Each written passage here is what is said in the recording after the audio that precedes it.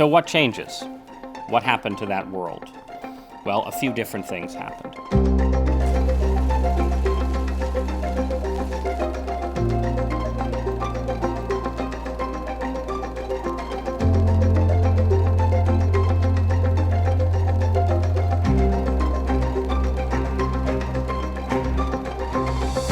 I'm Ross Douthat, your host for the Film and Culture series at the Athenaeum Center for Thought and Culture.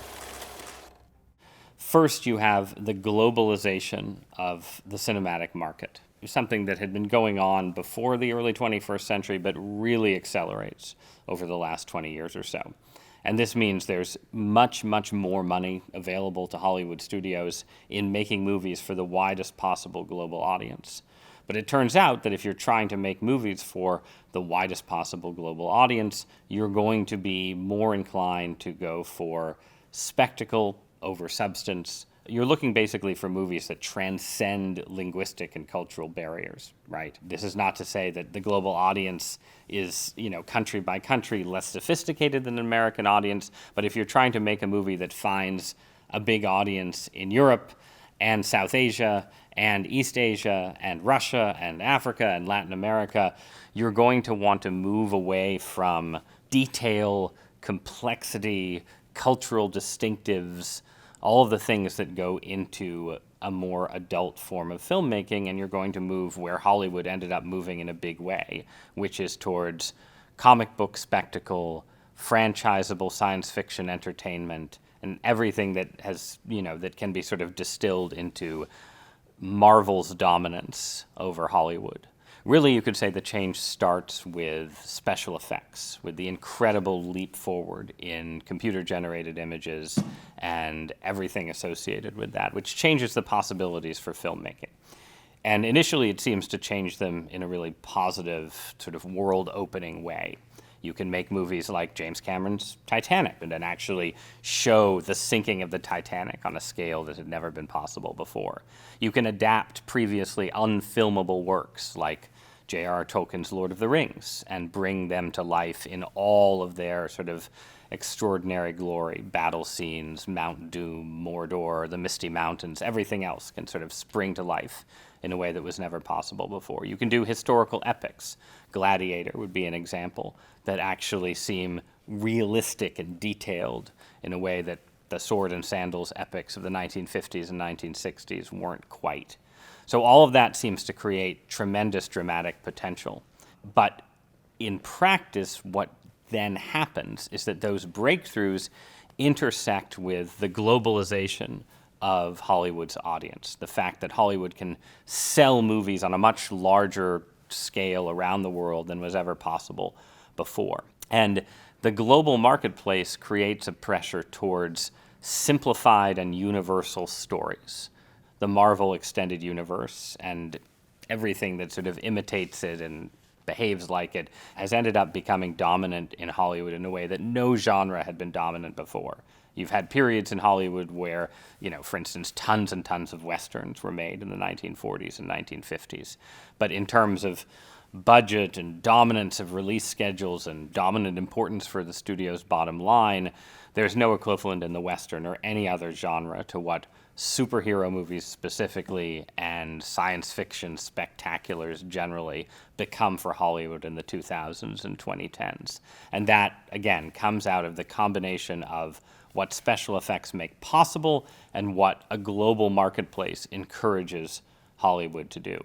To those sort of convergent trends, you can add, in a sense, the changes within American culture that are particularly palpable in the last quarter century, which is a kind of the sort of extension of adolescence or quasi-adolescence ever deeper into what used to be considered full adulthood that has an effect on pop culture all over the place, but you can see it outside of Hollywood in the kinds of literature that people read, both sort of the phenomenon of, adults reading Harry Potter and the phenomenon of adults reading young adult fiction more generally.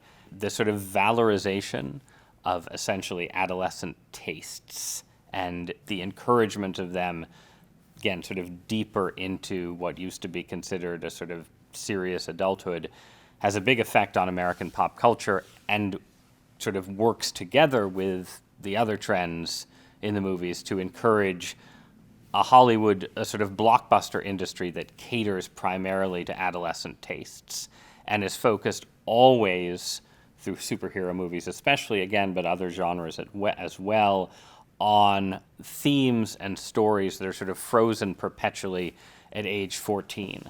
These sort of endless superhero origin story movies are sort of the prime example of how this works. And while that's happening, all of the other genres that used to define Hollywood fall into neglect. You get fewer and fewer romantic comedies. You have a kind of silver age of romantic comedy in the 1980s and 1990s, defined by Julia Roberts and the Tom Hanks, Meg Ryan movies. And that sort of enters its decadent phase in certain ways in the 2000s with the Katherine Hagel movies, 27 Dresses and these kind of things. And then it just disappears.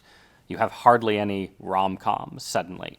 You have hardly any broad comedies. A movie like The Hangover, right, which is a huge hit, ends up being sort of the last of a kind of broad mass audience sort of frat boy kind of comedy. That sort of disappears. So does the historical epic. You have this sort of wave of historical epics, again, made possible by special effects, that starts with Gladiator and is basically over by the end of the first decade of the 21st century. And along with that disappearance is a disappearance of the audience for sort of the kind of serious adult movies that made up the bulk of Best Picture nominees, again, as late as the 1990s. Everything from Braveheart to The Talented Mr. Ripley to the kind of movies that the Coen brothers would make, for instance. All of that goes into eclipse. And this is where the internet and sort of streaming television, movies and TV delivered directly to your home, delivered directly to your personal device, becomes a controlling force as well. Because a lot of that adult-themed drama migrates into television, starting with the revolution that HBO ushers in with shows like The Sopranos, where you are actually finding artistic possibilities in long-form television that aren't really available in the movies. The movies can't do certain things with narrative and psychology and so on that The Sopranos can do and The Wire can do, these sort of long-running HBO series, right? So that is, in a way, a kind of artistic breakthrough. And it is a good thing. Not everything that we're describing here is just a straightforward artistic loss. There are gains as well. So you have that gain, but because that gain, those new artistic possibilities are happening at a time when all of the pressures in Hollywood are pointing towards superhero movies, you get basically a sort of migration of all kinds of serious adult drama of all kinds across genres, right? The mob story, the Western, even sort of the science fiction story, if you take an example like Battlestar Galactica, all of that moves into the small screen. All of it moves into television and then onto streaming platforms as those become bigger and bigger. And so it's basically an exodus of the kind of storytelling and the kind of talent that used to define a big swath of what the movies do. So all of those forces yield the landscape that we have now, where when we talk about the movies, we're basically talking about a business that is funded by lavishly expensive, what get called tentpole movies, usually involving what gets called pre-sold IP, meaning intellectual property, meaning stories that everybody instantly recognizes. Star Trek, Star Wars, Batman, Superman. And these movies are made to basically be completely familiar, safe money makers that draw people out to the movie theater by promising outrageous spectacle and familiar characters and not much else, right? That's sort of the dominant mass market formula that Hollywood has right now. And then it's combined with movies that are made to win Oscars that essentially aren't expected to command any kind of mass audience at all. And so year in and year out, you get stories about, the decline of the Oscars, why aren't people watching the Academy Awards anymore, that are combined with stories about how no one has seen the year's Best Picture nominees, that, they've made $5 million or $10 million, or, are appear on a streaming platform and barely had a theatrical release. And of course, those two stories are the same story. The reason that the Academy Awards are declining in salience is that they're not celebrating the kind of movies that used to define the movies themselves, and certainly used to define what the Oscars were trying to reward. The Oscars weren't set up to reward, a tiny movie that a very small number of people saw that the critics liked. They were set up to reward movies that set out to entertain a large number of people while also achieving a certain level of artistic achievement that sometimes alchemized into the true greatness, right? That was the ultimate goal. But even when that alchemy didn't happen, achieved a kind of marriage of art and mass market commerce that were what the movies were for, what they did well, and what they don't really do, with some exceptions, anymore. In a way, globalization itself that has reinforced a certain kind of Western cultural hegemony.